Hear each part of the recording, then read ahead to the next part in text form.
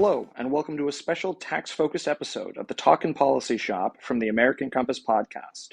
I'm your guest host, Managing Editor Drew Holden, and I'm joined by Chief Economist Oren Cass and Policy Director Chris Griswold to talk about the ongoing fight about extending the Tax Cuts and Jobs Act. With the cuts set to expire, Oren and Chris make sense of what we learned from the TCJA, highlight the malign influence of anti-tax fundamentalists on conservative thinking about taxes, and they talk through where the right should go from here, based on our new policy recommendation, no tax cut is free. But before we get to that, as managing editor, I would be remiss not to mention a couple of excellent pieces this week from our magazine, Commonplace. Today, we've got a special Valentine's Day take on how to fix college dating from Benjamin Ogilvy.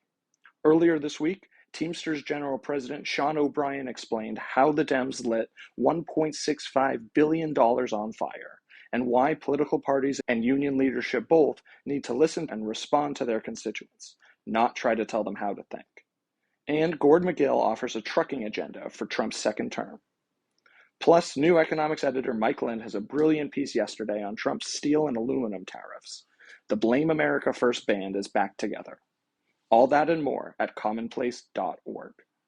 And be sure to check out our policy proposal, No Tax Cut is Free, over at American Compass. But without further ado, here are Oren Cass and Chris Griswold. And Oren Cass, Chris Griswold, thank you both so much for letting me join you on a special episode of the Talkin Policy Shop podcast. Sam, air horn, please. Well, guys, I think there's no better place to start on this one than with the brouhaha around taxes on Capitol Hill. The Tax Cuts and Jobs Act, Trump's big ticket item, his tax cuts in the first term, it's set to expire. There is a very discordant conversation, it seems like, on Capitol Hill about what to do with it. What do we extend? What do we let die? How are the other ways we should be thinking about our tax policy more broadly? So, Oren, I'll let you start it off. What's happening on the Hill? What is this mess going on? Well, I guess usually I always start by saying thank you for having me. I don't know if I have to say thank me for having you here at the beginning of this episode. But that's why I started by thanking you. Looking forward to talking about this. I think it's a fascinating issue because it's a great snapshot of so much of what's going on within the right of center right now, I think. And one of these places where you can both measure how much things have changed, but also potentially how much change still might need to occur. If you think back to 2017, Donald Trump comes into office, Paul Ryan is Speaker of the House, there's a great big beautiful tax cut on the shelf waiting to be passed, and they pretty much just did it. There was no concern about paying for it. There was no concern about the deficit impact. And they set it to expire after 8 years, which allows you to say it's a little bit less expensive, but also means that 8 years later, you have to take a look at what's happened. And what you see now, and it's really been brewing over the last year, and now this week it's sort of go time in a sense, is okay, what are we going to do here? Because to actually take this stuff and make it permanent, given how it proved to work out the first time, other changes that have happened, you're looking at almost $5 trillion of additional cost in terms of lower revenue over the next 10 years, when you're already running a deficit that's approaching $2 trillion, heading up toward $3 trillion a year. Most people know at this point, interest payments on the debt are now exceeding defense spending. So the fiscal crisis is actually here. And I think the good news is that you see Republicans acknowledging that. The idea that deficits don't matter isn't really a thing anymore. The idea that tax cuts pay for themselves isn't really a thing anymore. And so you now have this fascinating situation where all of the old ideology says, well, obviously you just have to fight to, extend every last scrap of this thing. And obviously you're not going to raise any taxes anywhere else to pay for any of it. Right. And on the other hand, the things that are obviously true and conservatives do recognize and care about argue in a very different direction. And so you now have a Congress and a White House that are trying to find a way through this. And frankly, it's not the sort of circle you just square through, fun rhetoric and math gimmicks. There's a fundamental disconnect, and You can't actually do the thing that would feel good, which is just extending everything, and Right. ever again claim to be a fiscal conservative or someone who's serious about the budget. Yeah, and Oren, you mentioned that we've moved on from this previous kind of type of thinking that kind of infected the Republican Party, I think it's fair to say, where once upon a time it was, oh, well, we'll just cut taxes and the amount of money we make back in revenue will pay for it. There's no harm in cutting taxes. We can always cut taxes. That shift, I think one of the things that really strikes me is that shift over the last couple of years has been really abrupt. Do you think that's fair? Are there still people who are pushing this kind of dead consensus? Are we all uniformers? There's still a little foolishness kind of going on in all of this. Well, yeah, I think the shift has been abrupt in that it has gone from nobody talking about it to some people talking about it. Mm-hmm. I think there's still a large remnant, perhaps even a critical mass we're seeing who whether regardless of what they may know to be true in their hearts are not ready to actually think through the implications of that.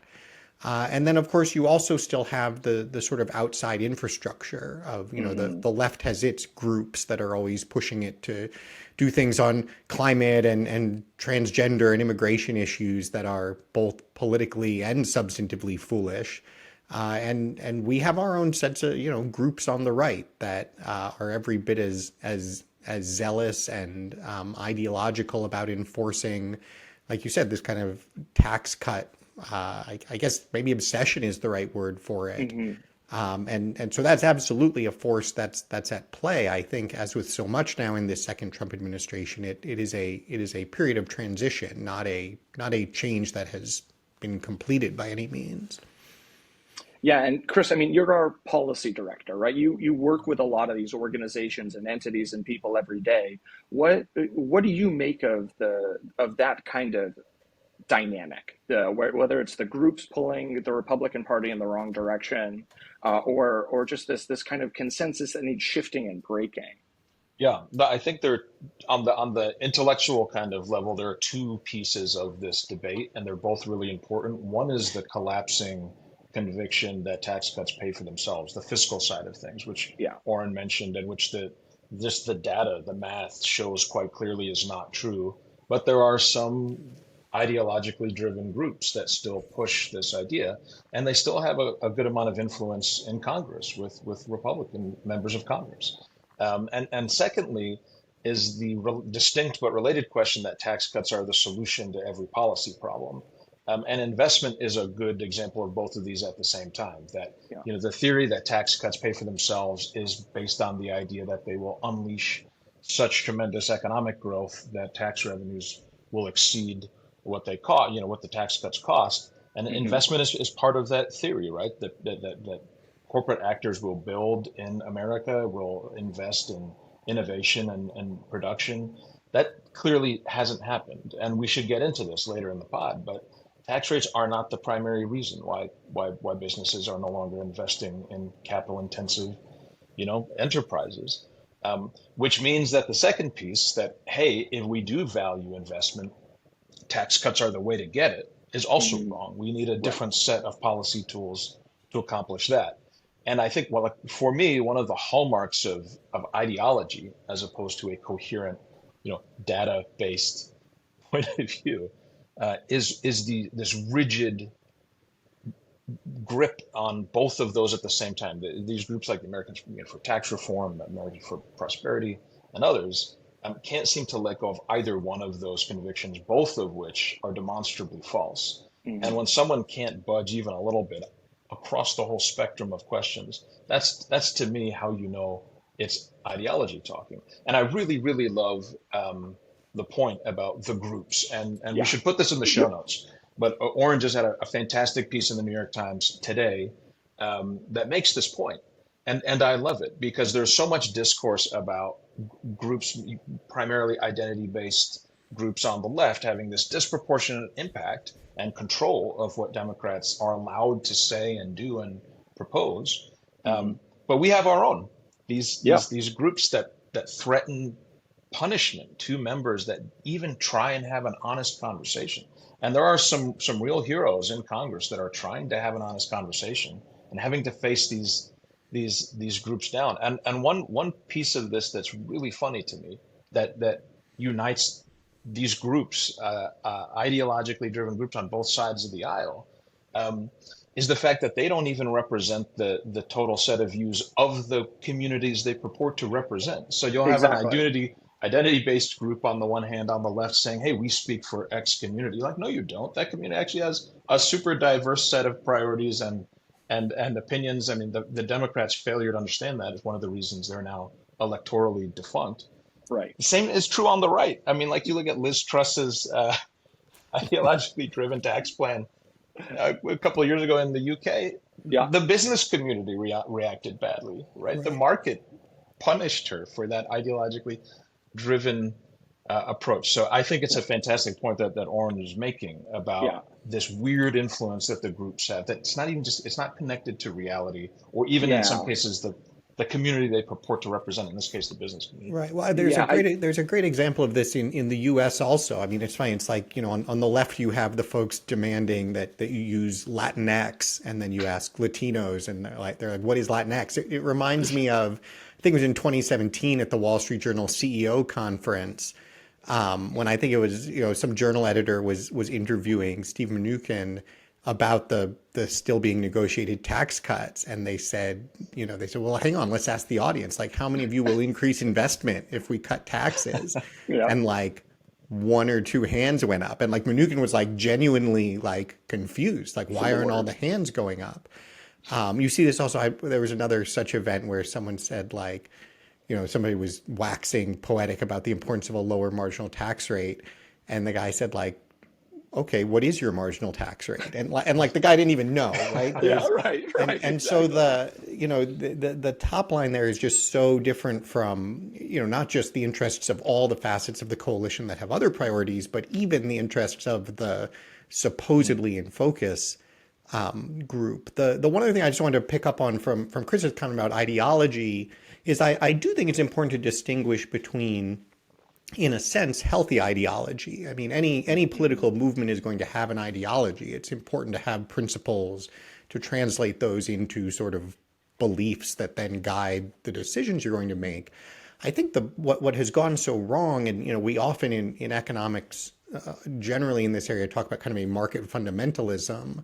I think Hmm. the kind of tax cut fundamentalism is like a particularly like radical Islamist sect of the fundamentalism, because it's such a perfect illustration where, what Ronald Reagan actually brought to the Republican Party was this focus on the supply side, this idea that, as Chris described, investment matters. You want your economic policy to be promoting actually expanding productive capacity, whereas historically the so-called Keynesian view had been, you just Hmm. focus on getting, on the demand side, getting people to buy more stuff.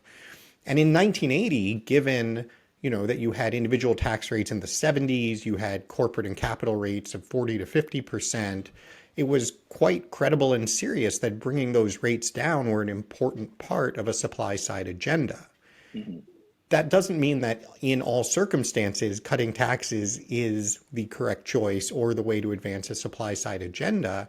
And by the way, Ronald Reagan himself, when his initial tax cut then led to less revenue than his advisors had predicted, went on to raise taxes five Right. times. So a key hallmark of fundamentalism generally, and why I use it as a very sort of descriptive term, not a kind of derogatory one, Hmm. is that it is a sort of misinterpretation of the underlying texts, typically in a way that sort of creates a very simple and absolutist view Right. that gives the people espousing it particular power. And so the ideology that has dominated the Republican Party on taxes in the last couple of decades is exactly that. It's not just an ideology that we don't agree with. It's Right. not even a Right. real ideology. It is a misinterpreted, built on no useful substance assertion of fact, essentially. And you can see too that, I mean, at the moment, most of these debates aren't being conducted on the like idea that they will be won, Right. on principle or the facts of the matter. They're being waged in a kind of bullying assertion of position and power. They're through threats All right. It's of how dare punishing you? members who dare to speak heresy. really is it's exactly what Oren's described. They don't even seem to presume to try to win the debate on the merits. They simply assert it Right. and use the power they still do enjoy. I think you're right that it's diminished in the last few years, but it's still very much real and an important factor on the Hill. Um, it's about punishing heresy. Yeah. Yeah, that sounds right to me. And I think the one other thing that struck me, Oren, both in your piece for the Times, and Chris, I know we've discussed this just in the office too, is that this fundamentalism is also out of step with what the American people want. Mm. Right. And so you see this in the polling. And Chris, again, you and I were chatting about some of the polling you had about shared sacrifice, right? And these ideas that like people actually don't feel the way that the Yeah, fundamentalists do about taxes, yeah, and they never have.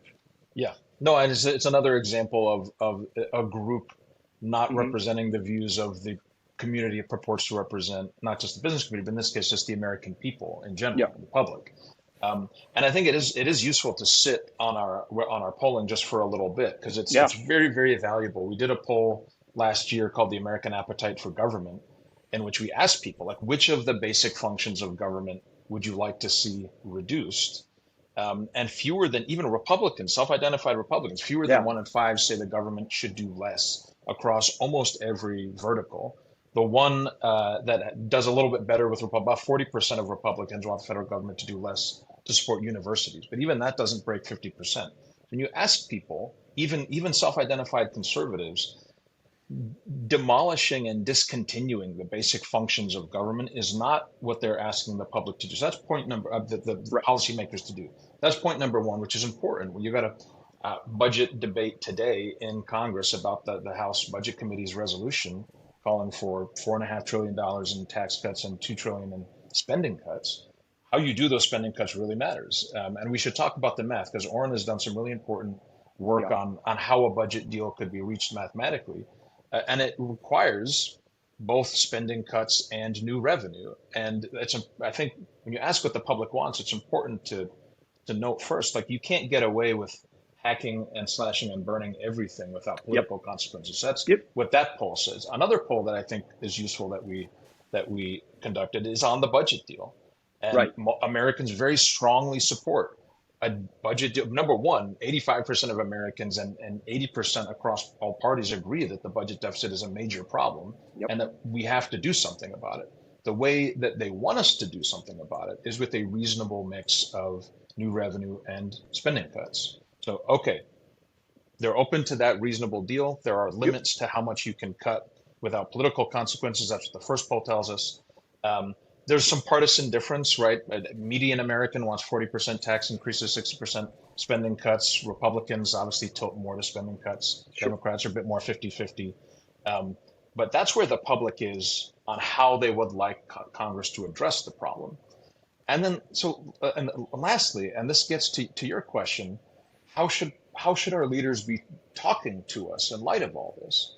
And right before the election, we did a third survey that's really, really fascinating, and we Hmm. tested what kind of messages resonate from leaders to the American public about all these economic issues. And the one that was just unbelievably popular was a message Hmm. of honesty and shared sacrifice, which is what you were talking about. I've Yeah. actually I've got the question we asked in front of us. I'd like to read it because I think Yeah. it's useful if we Please. got congressional staff listening or policymakers, members of Congress listening, other As people I'm confident that, we do. as indeed we do. This is how you or your boss should be talking to the American people. Yeah. Here's what we asked. We have to be honest about the hole we've dug for ourselves in America and the hard work it's going to take to get back out. I'm not going to promise to make your life easier because the truth is things are going to get harder. We've been living it up on borrowed money. Our kids are going to get stuck with the bill. That cannot go on.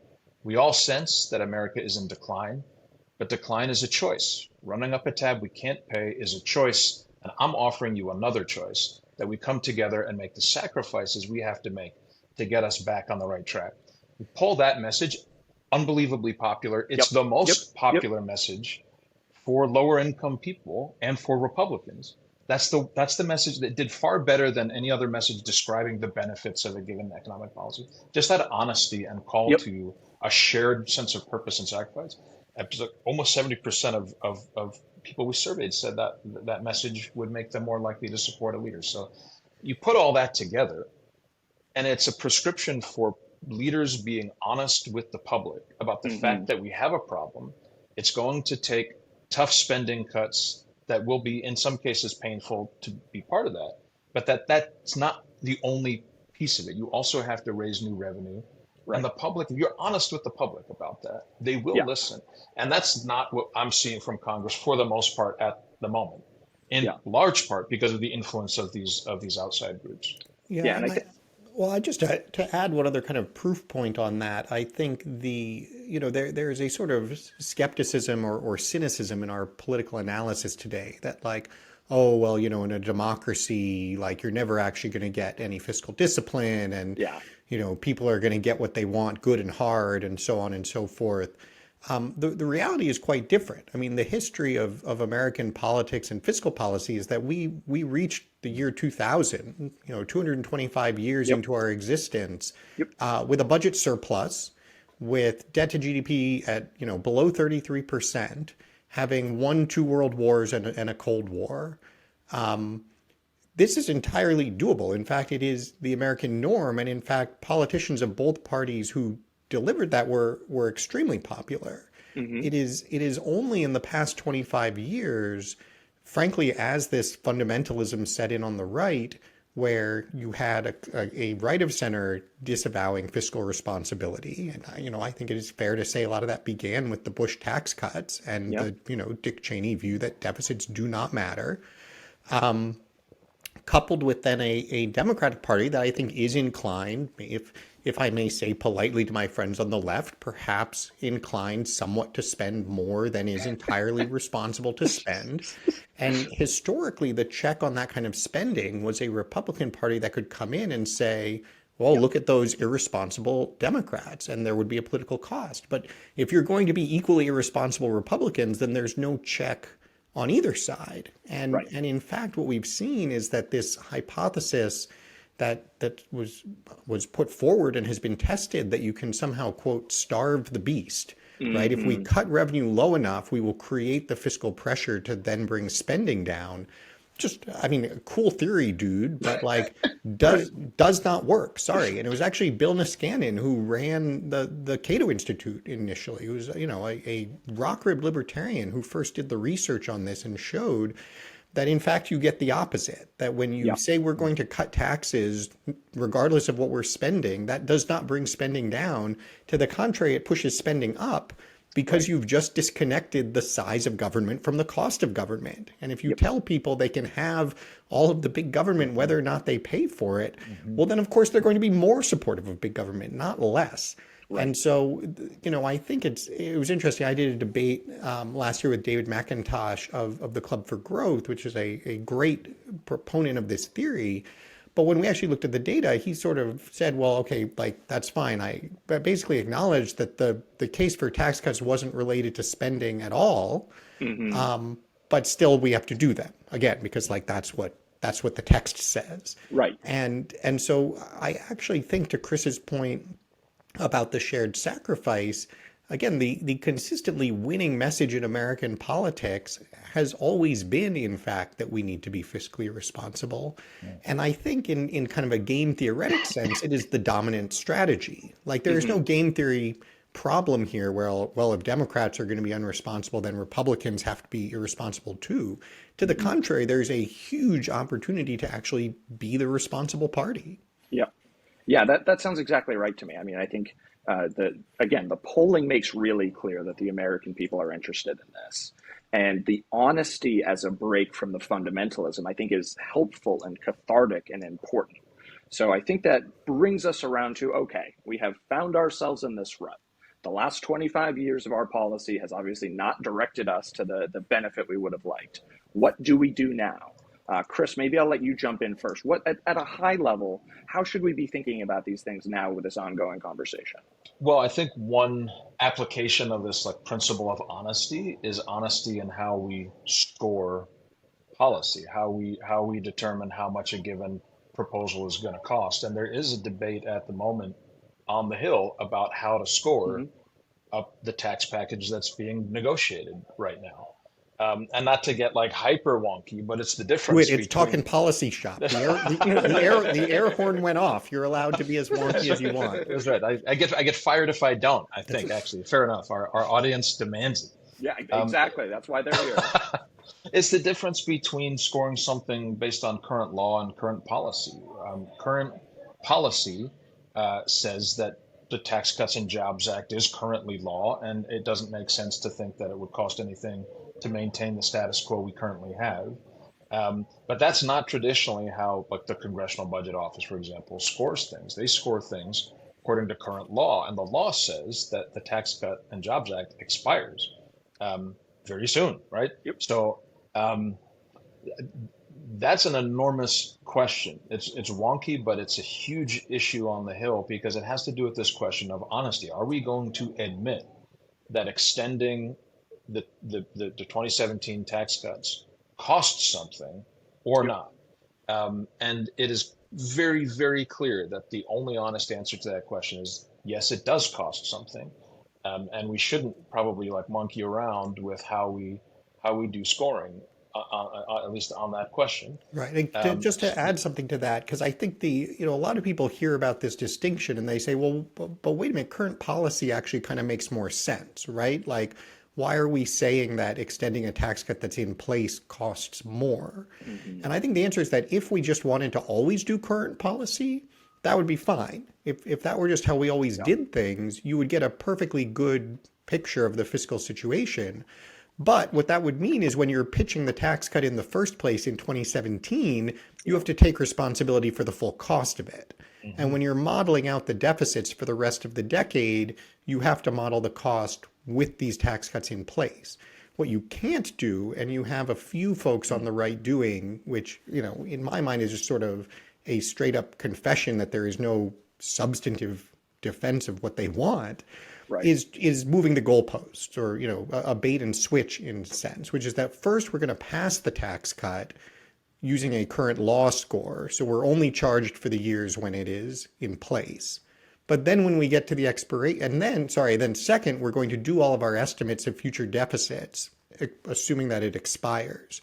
But then when we actually get to the point that it's about to expire, we're going to say, no, we should pretend it was going to be in place all along, right, and just sort of like, on the side with no one paying attention, just increase all of those deficit numbers to the higher ones that we didn't use because we knew they were unacceptable and no one would have supported them.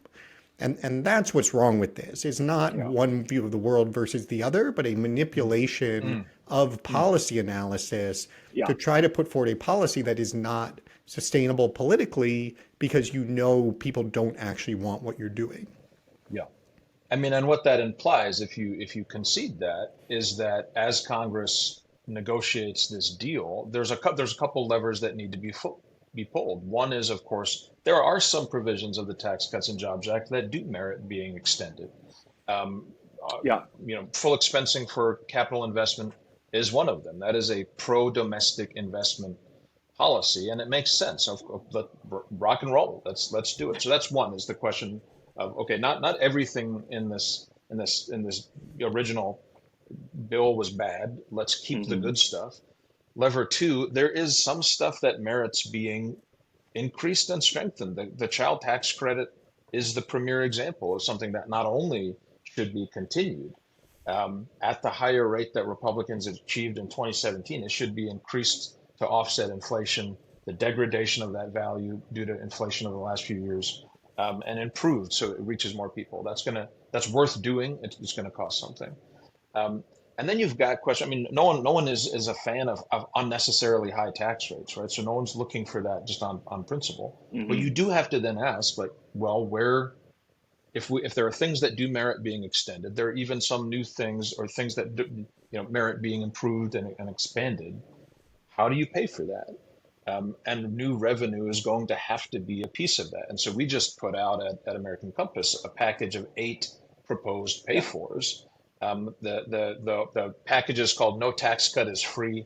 Oren wrote a great foreword called "You Have to Pay for That." I prefer the title "You're Gonna Pay for That?" question mark. Oh, you're gonna pay for that. That's more a little down. I was more picturing in Home Alone when Kevin McAllister runs out of the pharmacy with his toothbrush, and that's how I picture the tax cutters at this point. Yeah. And to get back to the question at the beginning, you have two related questions. One is fiscal responsibility, and the other is just what is good economic policy. And so we put forward 8 proposed pay-fors that both raise a lot of money and could help pay for whatever tax deal Congress negotiates, and that also have something to recommend them on their policy effects, what Right. they would achieve and how they would help rebalance our economy in a healthier direction that's more advantageous to domestic industry, to working families, and so on, as opposed to the nonsense we've been doing for the past few decades. We broke it out. I'm sorry. Yeah, go ahead. I was going to say I think the way we break it out is actually really helpful in that context too. So you got new trade policy for a new economic order, fair treatment of corporations and investment managers, and eliminating progressive subsidies. Plus, we have Oren's forward. Where, Chris, I'll give you the floor back. When it comes to the new trade policy for a new economic order, I think we've talked a lot about taxes and a lot about investment. How does trade come into all of this? Well, there's a couple questions. One is like, what kind of economy are we running? And for the past few decades, we have deliberately incentivized the offshoring of our productive and innovative capacity to China. I mean, the most egregious example of a policy that did that was granting China permanent normal trade relations status with the U.S. We let it into the World Trade Organization. We normalized our trade relations with China, which meant that we gave them extremely advantageous tariff treatment. And the idea, as we all now know, was that China would democratize, they would liberalize its economy. It would be all upside for us because we'd have access to this new market. We'd get cheap stuff from them. They'd become responsible members of the free world and so on. None of that happened. And Well, the cheap stuff happened. well, that's true. The cheap stuff did happen at the expense of all these other And things. everything else. And the certainty of permanent favorable tariff treatment prompted this massive exodus, this mass migration of production from the US into China that decimated our industrial capacity, decimated communities and families that depended on those industries, many of which have not recovered still. And this is now, I mean, the good news obviously is that this is now a central question in Washington, whereas 5, 10, maybe even 5 years ago, it wasn't. Now it is. And I think everyone understands what a mistake that was. One of the results of that welcome shift is that there's ongoing conversation about how to fix that and how to responsibly rescind permanent normal trade relations from China, which we should do. That is now a bipartisan recommendation from the House China Committee, from the U.S. China Security Commission. There's bipartisan legislation that we help leaders work on that would rescind PNTR and put China into a new tariff column responsibly in a way that would help us decouple our supply chains, especially on critical goods, which is a major vulnerability for us. So this is very much in the conversation, and that's good. As we need to do that anyway. That is good as a matter of policy, economic policy. It would also raise a ton of money. Because if you are subjecting the stuff we still would import from China to a higher tariff rate, which is just a tax on imports, that's all going straight to the Treasury. And based on the modeling we've done on our version of this proposal, that would raise somewhere around $500 billion over 10 years. So you can do the thing you should do anyway as sound economic policy, and also use it to help pay for tax policy. So that'd be my first answer to your question on the trade side. Yeah, and so I think that's right, and I think that's fair, particularly about the shifting the conversation, right? Because this is one of the good policy ideas that fell to the fundamentalists for a really, really long time. And I think one of the other ones that is interesting too to talk about and think about, unburdened by the fundamentalist kind of narrative around what it is on the corporate tax rate. There's some interesting stuff from the new proposal, Oren, that you talk about when it comes to that. So why does that matter, and how should we look at it differently? Yeah, the corporate tax rate is something that was cut dramatically as part of the 2017 tax cut. It was one of the few parts that was actually made permanent Hmm. right off the bat. And so the rate came down from 35% down to 21%. And, that actually is now current law, that if no one does anything, that stays at 21% going forward. The funny thing about that 21% is that no one was really asking for it. I Hmm. mean, Hmm. not that the U.S. Chamber was objecting, but the sort of Right. bipartisan push on the corporate tax rate had been to bring it down to 25, which was in proportion to what it is in most other OECD countries, wanting to make Hmm. sure that we weren't putting our businesses at a disadvantage. That we went further, frankly, was probably unwise and again quite expensive. Yep. And I think Chris made a very important point. No one is looking to raise taxes just for the fun of having higher taxes, right? Sometimes we have conversations with our progressive friends who seem to have the mindset, oh well, like we don't like corporations, so we should have higher Hmm. taxes on corporations, like to vindicate our dislike or something. Right. And that is not a good way to think about tax policy, I would say. I mean, there are Yeah. some things that, when you're talking about like cigarettes or something, you can say we're actively using a tax to discourage a behavior. Certainly no one at American Compass is saying we should have a corporate tax used to discourage corporations, right? That Right. doesn't make any sense. But I think the way that Chris kind of framed the conversation overall is exactly right, which is that we're trying to decide where to get our tax revenue from. Yeah. And Exactly. I think, again, especially from sort of a fiscally conservative vantage point, you sort of have to decide, all right, how much tax revenue do we need to raise to pay for the things we do, in fact, want to do? And then what is the best way to raise that? And Hmm. the decision that was made in 2017 essentially was to particularly move that burden away from corporations. Right. And I don't think that's justifiable. I think, to some extent, that was frankly a politically motivated decision. Corporations are on Team Republican and Republicans are on Hmm. Team Corporation. And so, we're all going to help each other out. I think as Republicans have discovered over the last 8 to 10 years, corporations are not on Team Republican. Yeah.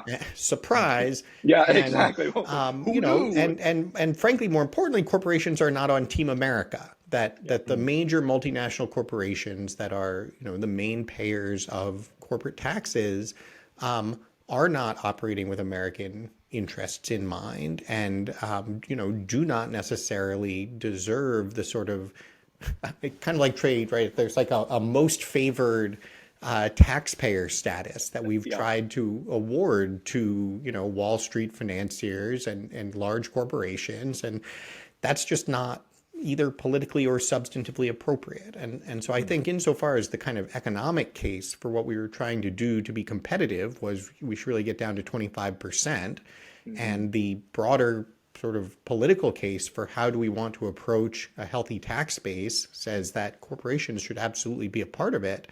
I think going back up to the 25% that we should have been targeting all along is a very welcome reform. Again, at the margin, it allows you to have relatively lower taxes elsewhere. For instance, to Chris's point on investment, right? I think a Hmm. really important thing to notice is if you bring the corporate tax rate up, but extend provisions that treat investment more favorably, well, then if you're a corporation that's doing a lot of investment, your tax Hmm. rate actually still will be lower, right? But we're favoring Right. the thing we Right. actually care about, which is the productive investment, Yeah. not the ineffective proxy for it, which is just the corporate profit. And so again, if we are truly being supply siders, that is what we should be leaning into.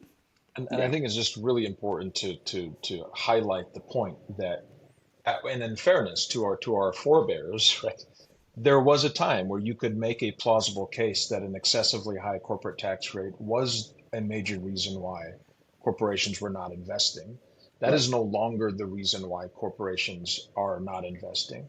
And that's incredibly important just to underline because Hmm. some of these groups are still talking Yep. as if the corporate rate, even at its now low 21%, Yeah. is the primary reason why corporations are not investing more. And that is just demonstrably false. There's a Right. whole host of other reasons, some of which we've already talked about: our trade policy, how we've structured our globalized economy, and Yeah. what we reward and punish, relatively speaking, in the tax code, as Oren just mentioned. Yeah, These and are by the way, more it's important than the rate. Yeah. it's a fun litmus test I've found if you're talking to government affairs folks, right? You say, hey, we got this big tax fight coming up. Curious, like, which one's more important to you guys? Are you guys more concerned about the, tax treatment of investment, or are you more concerned about the corporate tax rate? And you will Yeah. find there will be those who say we're really, corporate tax rate, that's our number one, and there are those who will say no, no, no, no, the expensing of investment, that's our number one. It's not perfect, but it tends to be a fairly Yes. good approximation of those Yeah. companies that are doing the kinds of things that we really want and need Yes. a lot more of, and those that maybe are Yep. Yeah. doing less of it. And Yep. a And I good think, litmus test for members of Congress too. I think it's yeah. appropriate to shout out friend of the pod, Congressman Chip Roy, who has spoken about this very specific. This isn't coming out of nowhere just from us. Which Congressman Hmm. Roy has said we should consider raising the corporate tax rate back to 25% as Yep. long as we use that revenue to give relief to the people who really need it, like smaller Right. businesses and working people.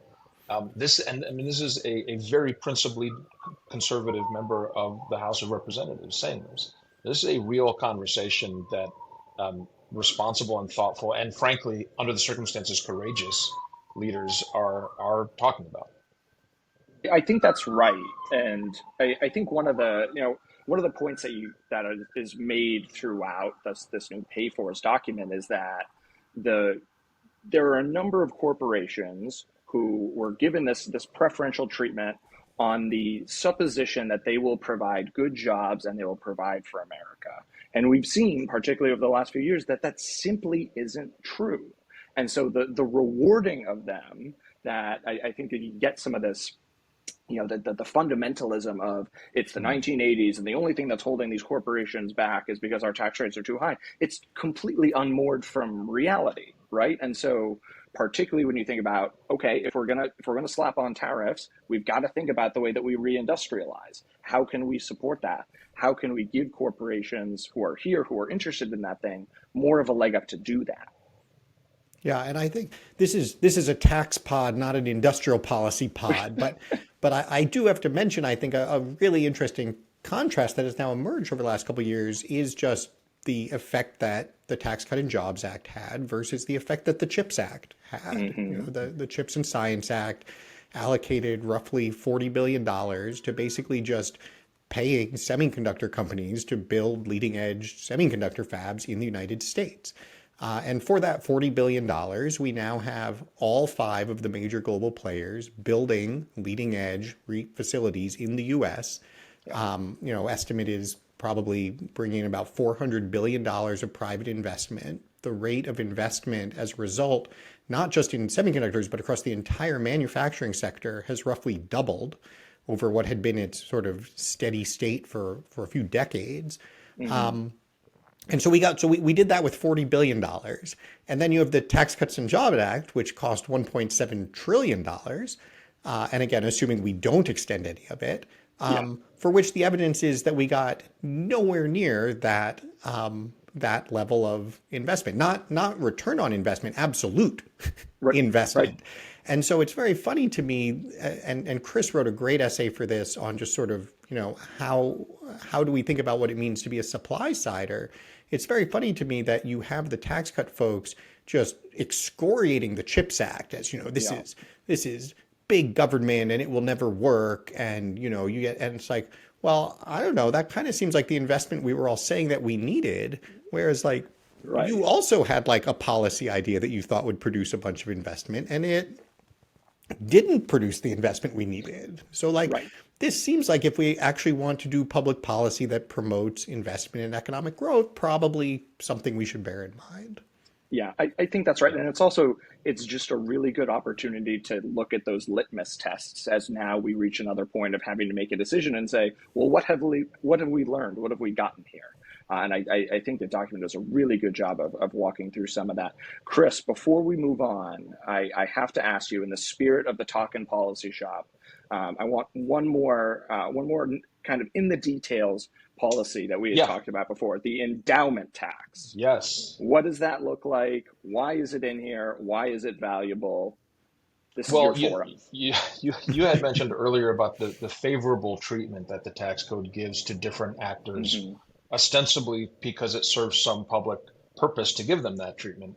And one of them is the 501c3 tax exempt status that we give to organizations that serve a desirable social function that we want to reward and incentivize.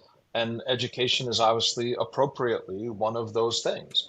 And yet, what has happened, especially for the more elite and most wealthy colleges and universities, is that their endowments have been accumulating just unbelievable amounts of wealth, far in excess of what they can plausibly use on their educational mission, or even if they could plausibly use it, they are in fact not using it on their educational mission because this explosion in university endowments has come simultaneously and coincided with the explosion of tuition costs and student debt burdens and administrative bloat that contributes nothing to the supposed value of the service a college and university is offering. There's a massive disconnect, and it's one piece of a larger dysfunction in our higher education system that we could spend many and have spent many a pod talking about. Yeah, absolutely. But in terms of this specific piece of it, that's a function in part of the tax code, where universities are allowed to operate like hedge funds with this incredibly favorable tax treatment. And we've been very unkind to the Tax Cuts and Jobs Act, so I will give it some credit on this point. The Tax Cuts and Jobs Act imposed a 1.4% excise tax on net investment income for certain private colleges and universities of a certain size. And that was a good idea. Right now, it applies to universities with at least 500 students and with endowments that are valued at more than $500,000 per student. If you dropped that threshold to universities with endowments greater than, say, $250,000 per student, and also increased the rate to match the corporate rate, which is currently 21, you would raise an enormous amount of money. You would raise almost $100 billion over 10 years. And at the same time, disincentivize this incredibly dysfunctional and unhealthy behavior where these elite universities really are. I mean, they're hedge funds that teach a little on the side, which is not what the 501c3 status is for. So again, you can solve a policy problem that we should solve anyway, and also help pay for better tax policy with the revenue. Yeah, great. And I think that's a really important way to just think about the way we look at tax policy, right? It isn't just about cutting taxes because we reflexively cut taxes at every turn, that we can use this as a broader kind of ship of state steering instrument to say, what is valuable investment? What isn't valuable investment? Maybe subsidizing universities to operate as unregulated hedge funds is not actually in the taxpayer interest. I don't know. To close, in the spirit of the Talkin Policy Shop, I know you guys like to get a little silly towards the end of your episodes, and so I wanted to emulate that. We're always serious, Drew. Yeah, incredibly I'm serious. not sure what he's talking about. I don't know what he's talking about either. You like to be a little lighthearted towards the end of the episodes to give your listeners a nice welcome break back into their day from our wonderful environment we're calling them out of. I would say more an incentive to slog all the way through the policy conversation. Much better put. Much better put.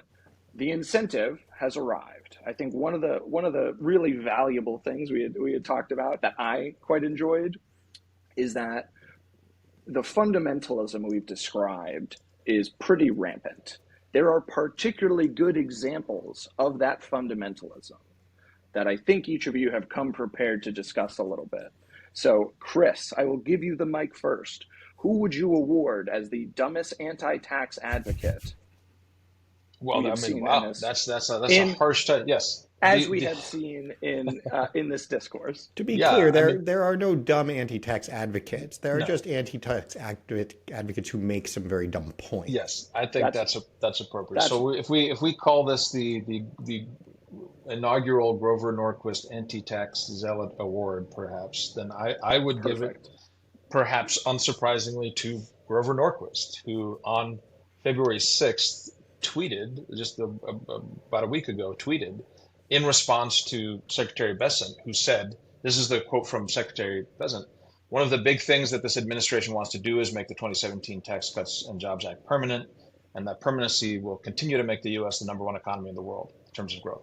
He retweets this with the gloss, businesses do not make decisions to invest and create jobs in response to temporary tax cuts. This is, in his mind, a defense of why we should do this permanently and not just do another 5 or 10 year whatever. And I read that, and it was a major record scratch moment. I was like, wait a minute. Yeah.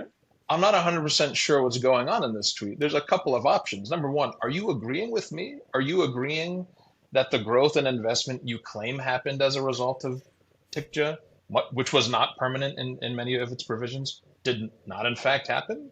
Because we know it didn't. If that's what you mean, welcome to the team. Yep, but elsewhere, I don't think that's it, because elsewhere you praise this alleged growth and investment that resulted from the not totally permanent TICJA. So I don't know what you're talking about now. And to be honest, I don't know what he meant, but I do know that has, again, all the hallmarks of ideology, which is like, if something's not working and or hasn't worked, just hit the gas pedal and do it more is not a reasonable contribution to the discussion. This is like, floggings will continue until morale improves kind of logic. And this is just to me a particularly amusing example of the kind of logic that the only possible solution to any potential hiccup in this method of policymaking is just to do it more and do it stronger and do it faster. Right. Yeah. And by the way, may I humbly predict that should Congress decide to move forward with a temporary extension of the tax cuts because making them permanent is too expensive, Grover is unlikely to oppose that on the grounds that it is a waste of money and will have no effect on business investment. But we will see. That's right. We will see. Well, Oren, it will be hard to outdo Grover Norquist for the annual Grover Norquist Anti-Tax Zealot Award. What do you think has been the most considerable entry into the category? Well, I guess I'd like to give the award to a sort of general sentiment, if I may. Maybe that's too abstract. Hollywood is going. The award shows are getting very weird. I don't know if you still couldn't agree more. I feel like pretty soon we'll be giving. We have coined the term. The award is ours to give, Oren. I think if it's in the spirit of it, by all means. All right. Well, my absurd sentiment that I would like to give the award to is the one that these tax cuts are producing, as the Club for Growth said, record economic growth. And I mentioned this in my New York Times piece. If you're going to say something like record economic growth, please do the 5 seconds of math on it, because the reality is that not only did the Tax Cuts and Jobs Act not produce record economic growth in the year after they passed was actually lower than in the year before they passed.